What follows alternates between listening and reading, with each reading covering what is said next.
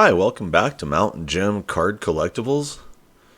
So, one thing I've noticed about the sports card hobby since Topps Fanatics has more or less taken it over, with all their monopolies, is the fact that I'm seeing more and more people kind of act like they've been excluded from this market. And honestly, I would have to say that for myself, and there's only so much you can do in your budget. I don't have millions of dollars. I don't own a breaking company. I'm not a gambler that buys into breaks. And more, I just feel like I'm seeing a lot of doors close in regards to collecting sports cards.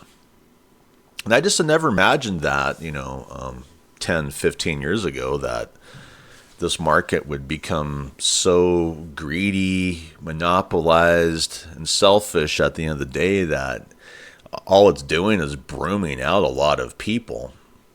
And it's not just sports cards. I'm going to get into this new Topps release for Marvel cards, which, honestly, Topps has deflated my interest in Marvel cards for the most part with their gimmicks and really expensive prices out the door. But let's get more into this. So to start us off, we're just going to go over this Topps post that came out on May 25th, 2026. And like it says, first look, Topps Chrome Marvel Comics is back for 2026. And I honestly expected more excitement for this release, to be quite honest.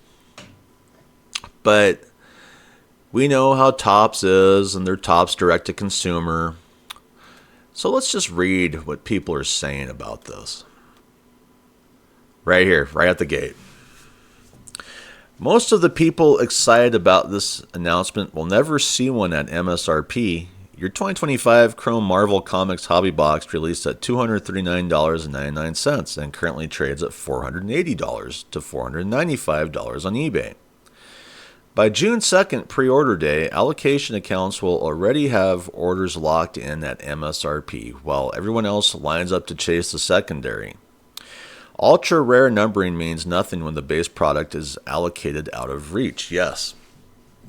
And that's what I mean is really when I look at a lot of the social media posts since the Topps monopoly has more or less taken over everything, I'm just constantly seeing this for the most part, people talking like this, because most people understand where they are in this whole system. And they're basically at the bottom of the totem pole, Like it says here, I'll just read this again.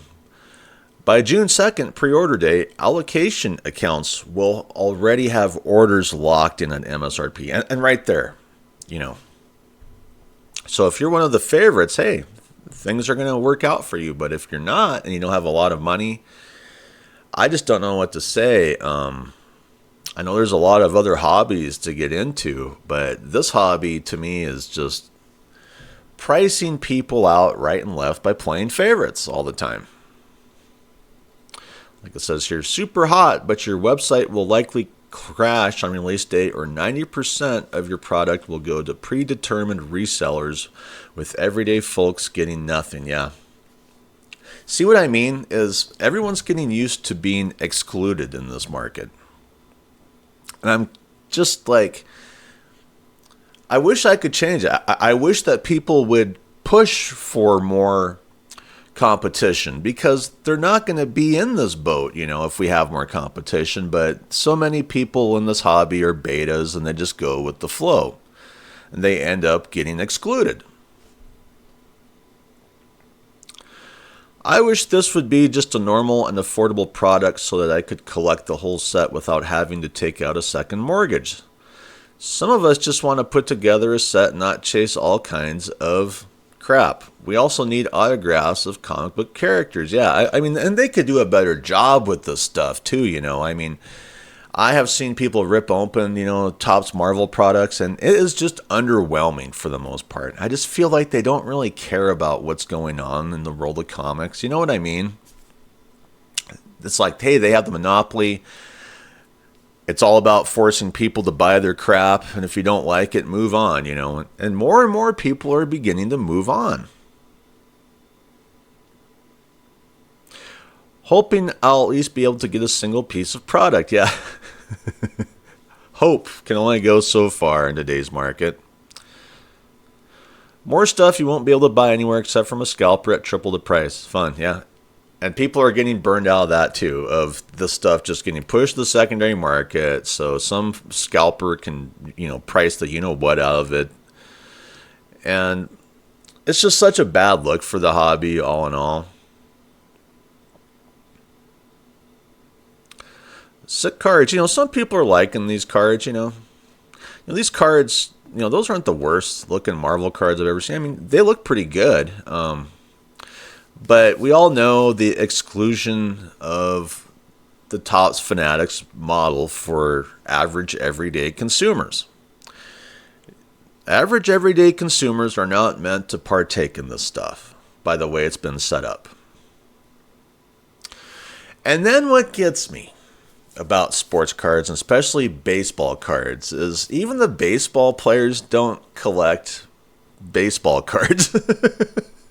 When you dig into this story about the rise of Pokemon card collecting in MLB clubhouses, yeah, the players themselves really like to collect Pokemon, okay? They're not collecting baseball cards. Gee, I wonder why. Probably because they know the routine too. Even as a baseball player, if you want to collect your own baseball cards, you got to open, a break-in company. You have to get in with Michael Rubin. You have to kiss that Michael Rubin ass from day to night and do it every day of the week. And I think the burnout from just having to bend the knee to Michael Rubin, the Topps Fanatics monopoly, is just turned off so many people to where even the baseball players are collecting Pokemon, I mean, that says a lot, This just came out, today at 7 a.m. This is on the ESPN site. Inside the rise of Pokemon card collecting in MLB clubhouses. Jeff Pisan wrote this. And like it says here, it talks about, Chris Sale and how Sale's brother-in-law, Rob Aaron, was cleaning out his parents' house and stumbled upon a treasure trove, a binder of old Pokemon cards and some unopened packs. When Aaron shared his spoils with Sale's three sons, it reminded Sale of how he felt between 98 and 2000. And so he got back into collecting Pokemon.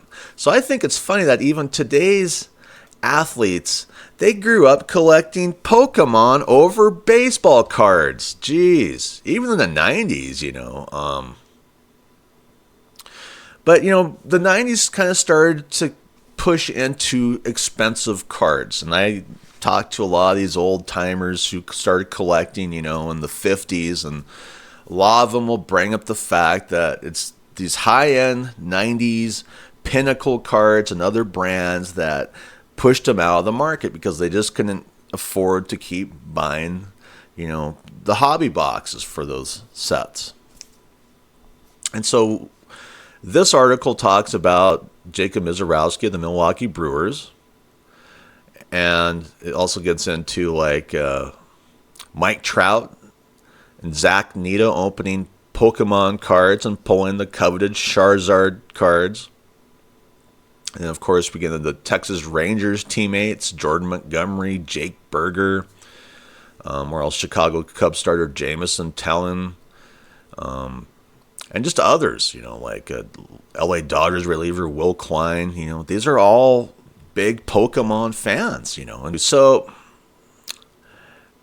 TCG is really, in my opinion, stealing all the limelight from sports cards to an extent because they're still playing the game the way it should be played. Yeah, you have to battle, scalpers like sports cards a lot of the time, but you still have a lot more opportunities to just get into affordable packs, get awesome cards like you could back in the 80s and 90s, And for sports cards, to me, affordability is so important, that TCG is basically eclipsing sports cards on so many fronts. I just don't even know what to say about sports cards at this point in time. I think that the sports leagues have lost their minds. I think they forgot their fan base. I think they forgot everything about sports, to be quite honest.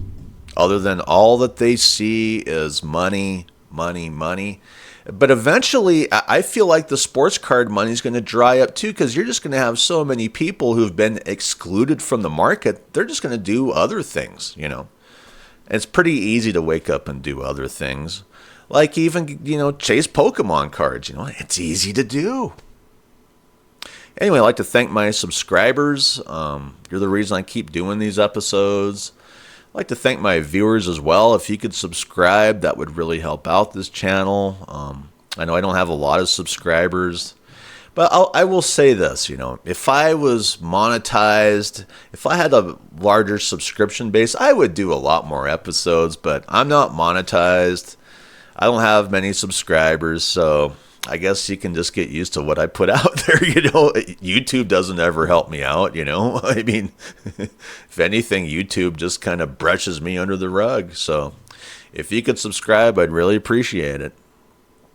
So anyway, I hope you have a great day. I'm out of here. Bye.